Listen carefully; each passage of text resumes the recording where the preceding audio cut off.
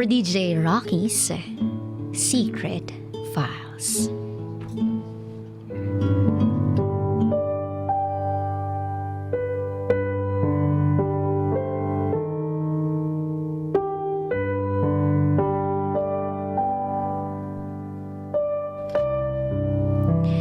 Binubugbog ako ng live-in partner ko kasi drug addict siya.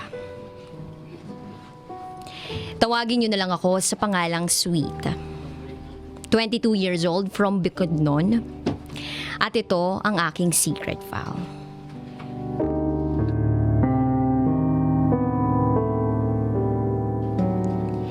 Year 2010. Third year high school pa lang ako. Naging student worker ako. Nagtrabaho ako para sa ate ko kasi nabiyuda na siya. Namatay yung salbahe niyang asawa. Binubugbog siya parate. Naawa ako sa ate ko nun. At sabi ko sa sarili ko, hindi ako mag-aasawa ng ganong klaseng tao. Napakahayop niya. Wala siyang puso tuwing binubugbog niya ang ate ko. At nangako ako sa sarili ko na kung sino man ang makakauna sa akin, first kiss, siya yung talagang makakasama ko habang buhay. Kahit di ko pa siya mahal. Yun ang pangako ko sa sarili ko.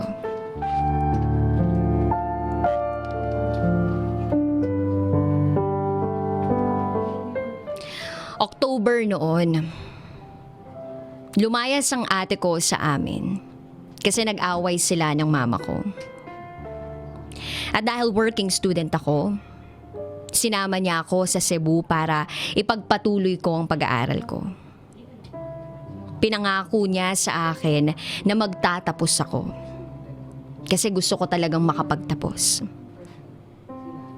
Gustong-gusto ko talagang maging isang abogado. I was 15 years old that time, nung nasa Cebu kami. Pina-enroll ako ng ate ko. Pero hindi ako natanggap sa school kasi kulang ng requirements. Kaya nag-decide kami na ihinto muna. Fast forward. Naging yaya ako ng mga anak ng ate ko. Para makapaghanap buhay siya. At may adjust niya yung buhay namin sa Cebu. And by the way, 4 ang naging anak niya. Binantayan ko yun lahat. Hanggang sa may nakilala akong lalaki. Kapitbahay namin siya. Kung titingnan, para siyang adik. Mahabang buhok. May pagkarebelde yung itsura. Medyo baduy manamit. Ang itim-itim pa. Pero naging kaibigan ko siya.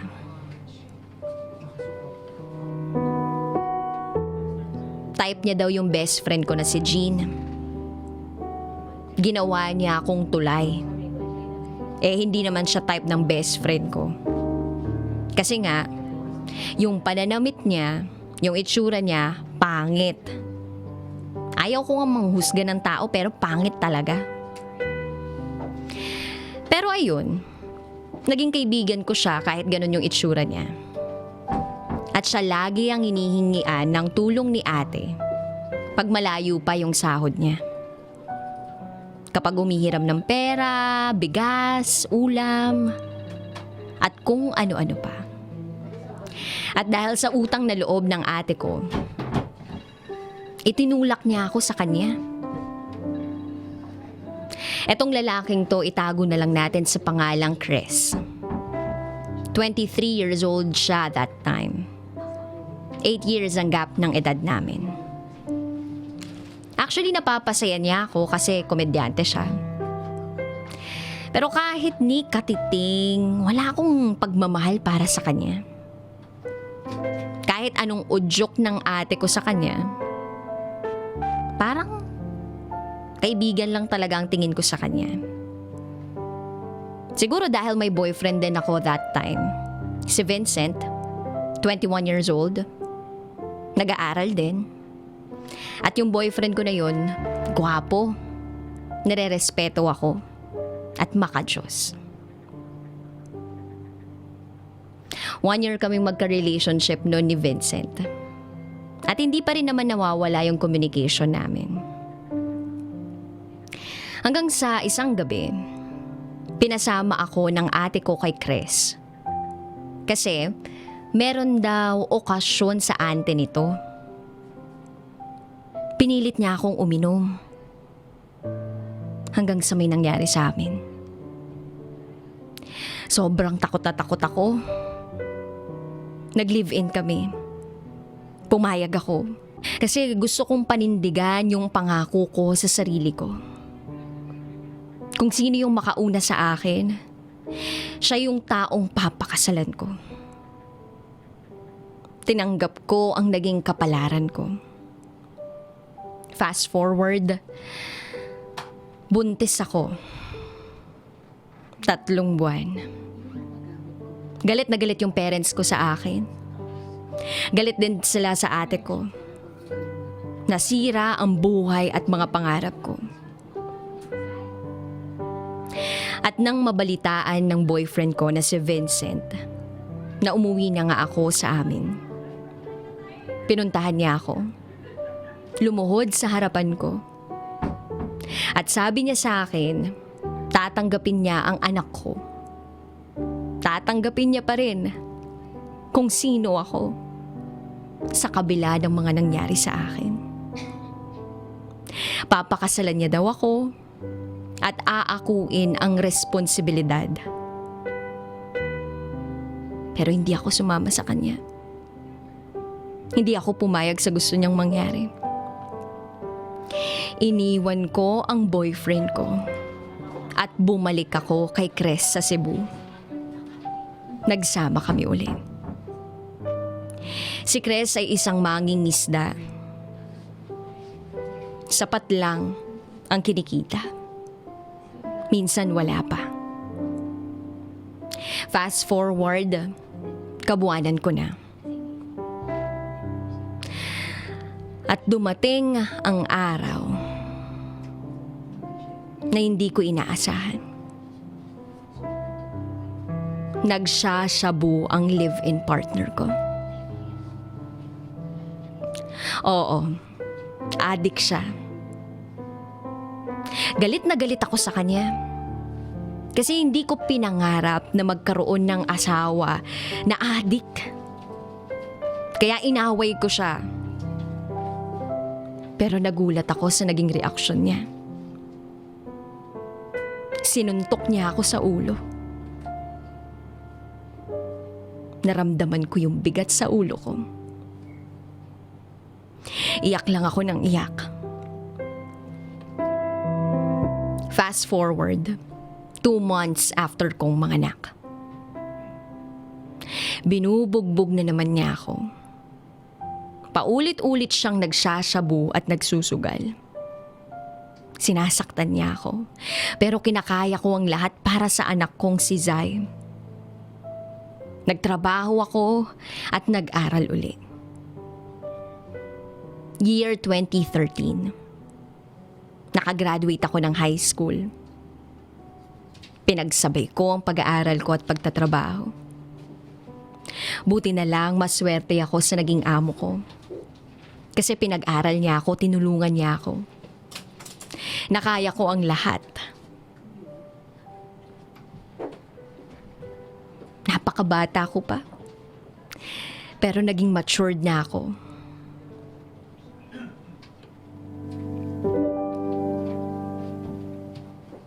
Isang araw, nalaman ko, buntis na naman ako. Pero dahil sa pagmamalupit ng ka-live-in partner ko, dahil sa pambubugbog niya, nakunan ako. Sabi niya, nabigla lang daw siya. Hindi na daw niya uulitin. Humingi siya ng tawad sa akin. Pinatawad ko siya. Pinatawad ko siya.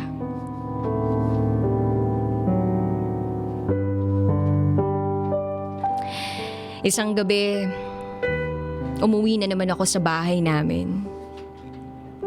Nasa college na ako. Kumukuha ng kursong business management. Hinampas ako ng live-in partner ko ng kahoy sa ulo ko. Tumakbo ako at sinubukan kong humingi ng tulong sa pulis. Pero dahil patuloy ang panghahampas sa akin ng live-in partner ko, nawalan ako ng malay. Ang sabi sa nakakita sa amin, hinila daw ako ng live-in partner ko na parang isang hayop. Marami akong sugat dahil sa paghila niya. Ang sakit-sakit ng ginawa niya sa akin. Kaya pagkatapos nun, nagdesisyon ako na hiwalayan siya. Lumayas kami ng anak ko na si Zai. Pero nakonsensya ako. Kasi ayokong lumaki ang anak ko na walang ama. Kaya bumalik pa rin ako. Pagbalik ko, pinahiya ako ng live-in partner ko. Minura-mura niya ako. Pero tinanggap ko lahat ng yun para sa anak ko. Kasi gusto ko ng isang kumpletong pamilya. Pinatawad ko siya. Nagpatuloy ako sa pag-aaral. At pinalitan ko yung course ko. From business management, nag-shift ako sa mass comm. Kasi sabi ko gusto kong maging broadcaster. At ibabalita ko lahat ng mga masasamang tao. Second year college, nabuntis uli ako. Pinahinto ako ng amo ko sa pag-aaral ko. At nang malaman ko rin yun, hiniwalayan ko ang live-in partner ko at umuwi na ako sa amin. Pero nang may balita akong natanggap mula sa mama niya at sabi, naglayas daw siya sa kanyang tiyuhin sa Davao. Hinanap ko siya. At nang magkita kami, sumama siya sa akin. Hanggang sa naging okay uli kami. Naging 3 ang anak namin. Away bati palagi. Binubugbog ako kahit sa harap nila mama at papa. Umabot kami ng 7 years.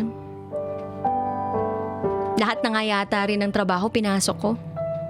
Private nurse, businesswoman, teller, government employee, vendor, DJ. Kung ano-ano, pinasok ko. Maitaguyod lang ang pamilya ko. Hanggang sa isang araw, hindi ko na rin kinaya. Hiniwalayan ko na siya. Humingi pa siya ng isa pang pagkakataon sa akin pero ayaw ko na talaga. Nag-iisip naman ako minsan para sa mga anak namin pero natatakot ako. Yung pakiramdam na para akong hayop. Yung pakiramdam na para akong walang kakwenta-kwentang tao. Kaya kung nakikinig ka man ngayon, Chris, ayoko na. Tama na. Sabi mo nun sa akin, hindi tayo bagay. Kasi ang ganda-ganda ko. At ang pangit-pangit mo. Alam mo, hindi kita minahal. Pero para sa mga bata, kinaya ko ang lahat. Pero wala. Ubus na ako. Kahit kailan di na kita babalikan. At kahit kailan, hindi na ako babalik.